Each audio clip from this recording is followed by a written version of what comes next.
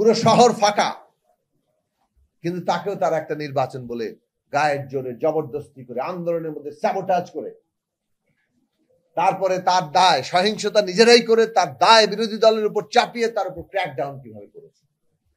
এই সবকিছু আমাদের ছাত্ররা দেখেছে, এই সবকিছু আমাদের জনগণ দেখেছে। ফলে জনগণ একটা বারুদের স্তূপ হয়েছিল, প্রয়োজন ছিল একটা স্ফুলিঙ্গের। আমরা দেখেছি ইতিহাসে এটাই ঘটে, কখন যে স্ফুলিঙ্গটা আসে এবং কোন অবস্থা থেকে আসলে ওই দাবানলটা তৈরি হয়। কিন্তু দাবানল তৈরি হওয়ার জন্য একটা প্রাথমিক শর্ত হচ্ছে বারুদের স্তূপ আছে কিনা, জনগণ ওই পর্যায়ে পৌঁছেছেন কিনা। এই দীর্ঘ অপশাসন এবং বিশেষভাবে শেখ হাসিনার যে ফ্যাসিস্ট শাসন, সেইটা মানুষকে বারুদের স্তূপে পরিণত করেছে, যার ফলে আবু সাঈদ যখন দুই হাত প্রসারিত করে নিজের বুকে গুলির সামনে দাঁড়ালেন, বুকে গুলি নিয়ে নিলেন, শাহাদাতের জায়গায় চলে গেলেন, সেটা ওই স্ফুলিঙ্গ হিসাবে দাবানলটা তৈরি করেছে। এবং আমাদের ছাত্র সমাজের মধ্যে আমরা দেখেছি যে এই যে রাজনৈতিক ভাবে যে জায়গাটা এসেছিল, যে কেবল সরকার নয়, কেবল ফ্যাসিস্টের বিদায় নয়, রাষ্ট্র ব্যবস্থা, শাসন ব্যবস্থা ফ্যাসিবাদের বিলোপ করতে হবে এবং তাকে পরিবর্তন করতে হবে, সেই জায়গাটা তারা গ্রহণ করেছে। কাজে এই প্রশ্নটা সংগ্রামের ভেতর দিয়ে একটা জাতীয় প্রশ্নে পরিণত হয়েছে। যে কোনো অভ্যুত্থান কিংবা বিপ্লবী একটা ঘটনা নতুন একটা ব্যবস্থার জন্ম দেয়, না হলে সেটা তো বড় পরিবর্তন হিসেবে আমরা গ্রহণ করতে পারি না। 24-এর অভ্যুত্থান বাংলাদেশের ইতিহাসের একটা অবিস্মরণীয় অধ্যায়, কিন্তু এত বড় একটা ঘটনা কি আসলে নতুন ব্যবস্থার জন্ম দেবে? এইটা আমাদের সামনে বড় প্রশ্ন। নতুন ব্যবস্থার জন্য নতুন মানুষও লাগবে। নতুন মানুষ মানে কি? আমরা যে মানুষ, আমরা তো পুরনো মানুষ, আমরা কিভাবে নতুন হব? মানুষ কিভাবে নতুন হয়? মানুষ যখন চিন্তা করে নতুন করে, তখন সে নতুন মানুষে পরিণত হয়। একই মানুষ সে যদি নিজেকে চিন্তার দিক থেকে, তার কাজের দিক থেকে বদলাতে পারে, তাহলে সে নতুন মানুষ হিসেবে জন্ম লাভ করে। এই কারণে আমরা যখন চিন্তা করি, আমরা আসলে অস্তিত্ববান হয়ে উঠি। আমাদের চিন্তার মধ্য দিয়ে আমরা নিজেদেরকে বদলে নেই, ফলে এই নতুন মানুষের জন্ম ঘটে। আজকের বাংলাদেশের যে রাজনৈতিক বাস্তবতা, 24-এর যে অভ্যুত্থান পরবর্তী রাজনৈতিক বাস্তবতা, সেখানে আমরা যদি নিজেদেরকে, প্রতিটি দল, প্রতিটি নেতৃত্ব নিজেদেরকে বদলাতে না পারি, তাহলে আগামী দিনে আর তারা কেউ প্রাসঙ্গিক থাকবেন না। যত বড় দল হোক, যত বড় নেতা হন, এই যে মানুষের আকাঙ্ক্ষা 24-এর অভ্যুত্থানের মধ্যে দিয়ে তৈরি হয়েছে, সেই আকাঙ্ক্ষাকে যদি আমরা ধারণ করতে না পারি, আমরা যদি মনে করি পুরনো বন্দোবস্তেই সবকিছু চলবে, ওই দখল, ওই আমাদের গায়ের জবরদস্তি রাজনীতি, তাহলে আপনারা ভাবতে পারেন যে এটা বোধহয় স্থায়ী হবে।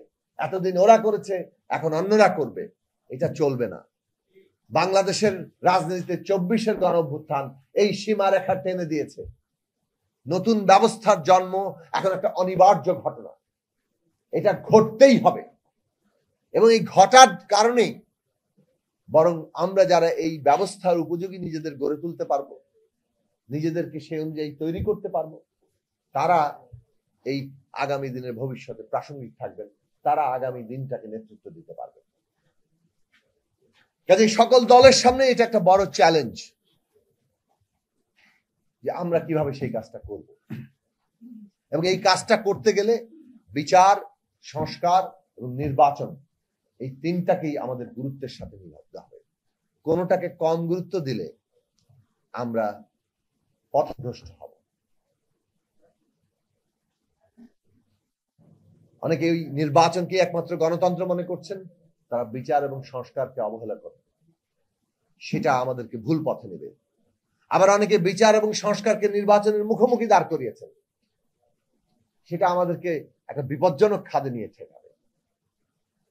এই জায়গাটা আমাদের উপলব্ধি করা দরকার।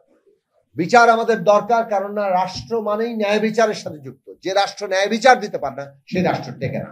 শেখ হাসিনার রাষ্ট্র গুম খুনের রাষ্ট্র হয়ে উঠেছিল, সেই কারণে সেই রাষ্ট্র টেকে নাই, ভেঙে পড়েছে। কিভাবে দেখেন নাই?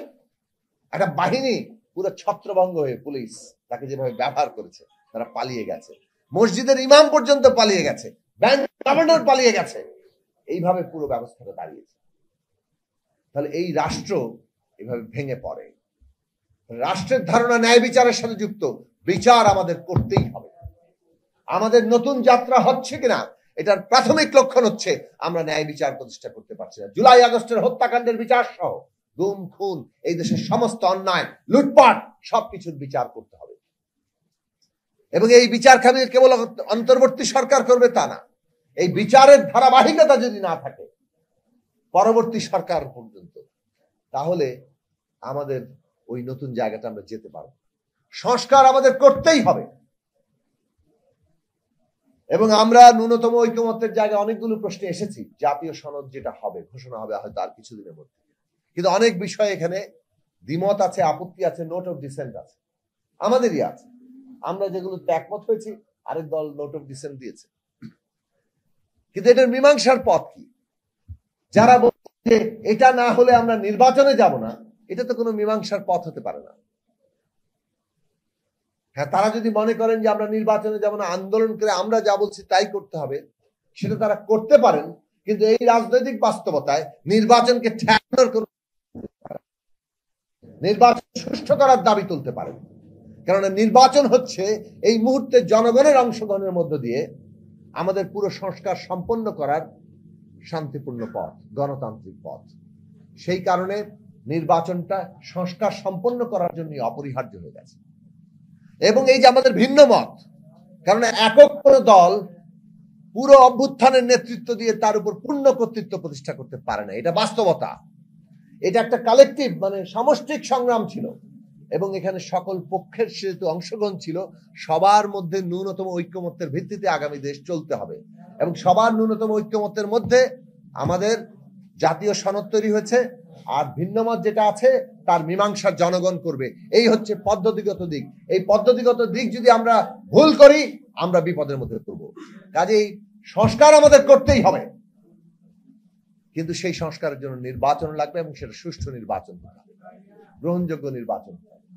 এই দুইকে যা গুরুত্বের সাথে যদি আমরা উপলব্ধি করি, আমরা বাংলাদেশের ভবিষ্যৎটা ঠিক করতে পারবো। এবং এইটাকে ঠিকঠাক করার মধ্য দিয়েই আজকে প্রমাণিত হবে কারা নতুন ব্যবস্থা চায়, কারা নিজেদেরকে বদলে নিচ্ছে, সত্যিকার নতুন মানুষ হিসাবে, নতুন নেতৃত্ব হিসাবে বাংলাদেশকে আগামী দিনে নেতৃত্ব দেওয়ার জন্য নিজেদেরকে প্রস্তুত করছেন। এবং জনগণকেও সেই ভূমিকার জায়গায় আসতে হবে। আমরা যদি সেই জায়গায় বদলাতে না পারি, আমাদের ভবিষ্যৎ আবারও সংকটের মধ্যে পড়বে, আমাদের অভ্যুত্থান, আমাদের আত্মত্যাগ বেহাত হবে।